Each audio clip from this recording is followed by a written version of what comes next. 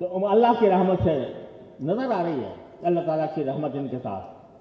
اب جو چاہے ان کے ساتھ ہو جائے اور ان کے ساتھ ہو کر اللہ تعالیٰ کے یہاں سرخرو ہو جائے، اور جو چاہے تو ان سے منہ پھیر لے اور منہ پھیر کر اللہ تعالیٰ کے اجر سے محروم ہو جائے۔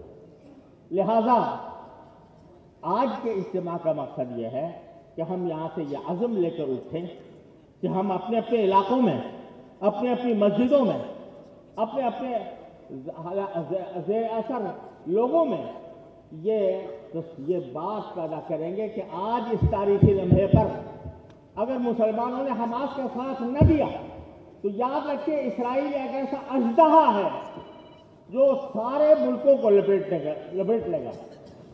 اس کا منصوبہ مدینہ منورہ تک پہنچنے کا ہے، اور یہ منصوبہ کھلا ڈھکا چھپا نہیں ہے، اس نے نقشے طے کیے ہوئے ہیں کہ ہمارا گریٹر اسرائیل کا نقشہ یہ ہے جس سے مدینہ منورہ بھی آتا ہے۔ اور صرف اتنا نہیں، انہوں نے مجھے دکھایا جو کرنسی وہاں چلتی ہے، جو سکے چل رہے ہیں، اس سکے کے اوپر بھی اس کے گریٹر اسرائیل کا نقشہ بنا ہوا ہے جس میں مدینہ منورہ بھی آتا ہے۔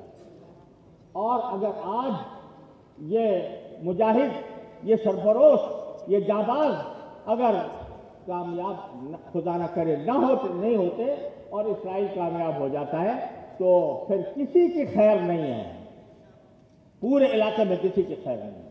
لہذا یہ تاریخی لمحہ ہے، اس میں ہمیں ہر قیمت پر ان کا ساتھ دینا ہے، ان کی مدد کرنی ہے اور ان کے بارے میں لوگوں کو آگاہ کرنا۔ کہا جاتا ہے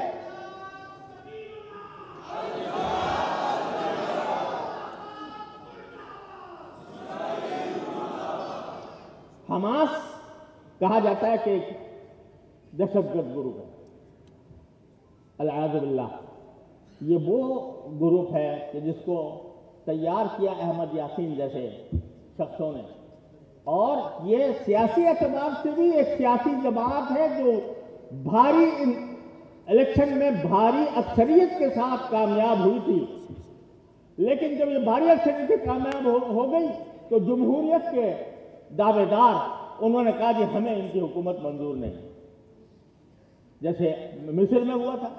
مصر میں اخوان المسلمین کامیاب ہو گئی لیکن وہ اس کو ختم کر دیا گیا۔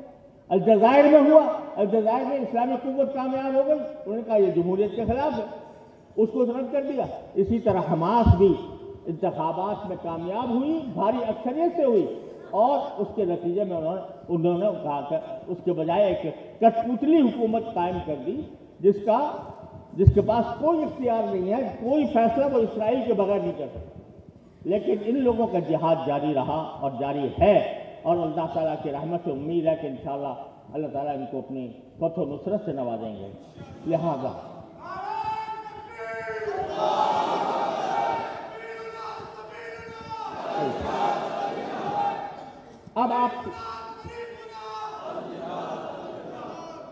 اب آپ حضرات سے گزارش کیا ہے جس کے لیے یہ اجتماع بلایا گیا، اس مسئلے کو زندہ رکھنا ہے، اس مسئلے کو زندہ رکھنا ہے اور جگہ جگہ اس آواز کو پہنچانا ہے، اور لوگوں کے اندر مسجد اقصیٰ کی حرمت اور عظمت کا احساس پیدا کرنا ہے۔ اس کے لیے لوگوں کو امداد کرنے کے فریضے سے آگاہ کرنا ہے۔ اس وقت میں سمجھتا ہوں کہ جو صورتحال وہاں چل رہی ہے اس میں ساری نفلی عبادتوں سے زیادہ افضل عبادت ان کی امداد ہے، ساری نفلی عبادتوں سے زیادہ۔ یہاں تک کہ میرا دل تو یہ کہتا ہے کہ جو حضرات نفلی عمرے کرنے جا رہے ہیں تو اگر وہ اتنی رقم جو عمرے میں خرچ کرنی تھی وہ اگر ان کی مدد میں خرچ کریں انشاءاللہ عمرے سے زیادہ ثواب ملے گا۔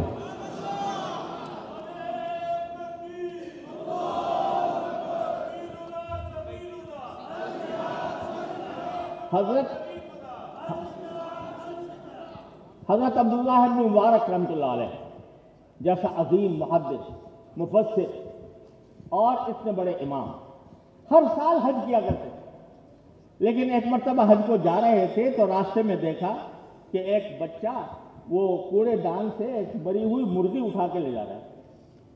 اس سے پوچھا کہ کیوں اٹھائے تم نے؟ تو اس نے کہا کہ جی ہمارے گھروں میں فاقہ ہے، کوئی اور چیز ہمارے پاس کھانے کی ہے نہیں، لہٰذا یہ مرغی میں اپنے گھر کے کھانے کے لیے لے جا رہا ہوں. حضرت عبداللہ بن مبارک نے فرمایا کہ سارا حج منسوخ، پورا قافلہ جو جا رہا تھا اس قافلے کو انہوں نے کہا کہ اب قافلہ حج کے لیے نہیں جائے گا، جتنا خرچہ ہم حج پر کرتے وہ آج ان بستی کے غریب لوگوں کی مدد کریں گے. اس لحاظ سے میں سمجھتا ہوں ہر نفلی عبادت سے زیادہ اجر و ثواب اس میں ہے کہ ان اپنے مجاہد بھائیوں کو مدد پہنچائے. الحمدللہ اس کے بہت سے راستے موجود ہیں اور بہت سے ادارے یہ خدمت انجام دے رہے ہیں. ان کے ذریعے پرواہ نہ کریں کہ 10 روپے دیے جا رہے ہیں یا 15 روپے یا 1000 روپے دیے جا رہے ہیں. جو پیسہ کم، جتنا بھی کم ہو لیکن اللہ کی رضا کے لیے دیا جائے وہ ہزاروں لاکھوں سے زیادہ بہتر ہے. لہذا کوئی فرد اس میں پیچھے نہ رہے اور سب امداد کرے اور اپنے مقتدیوں سے، اپنے علاقے کے لوگوں سے، ان سے کہیں کہ وہ اس میں حصہ لیں.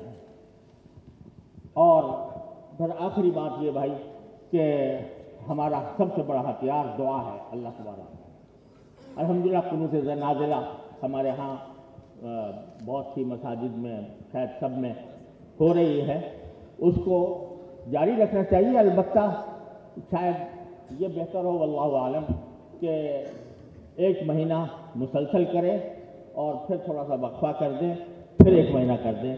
اس طرح قنوت نازلہ کا سلسلہ بھی جاری رہنا چاہیے اور ہماری کوئی نماز ان مجاہدین کے حق میں دعا سے خالی نہ ہو.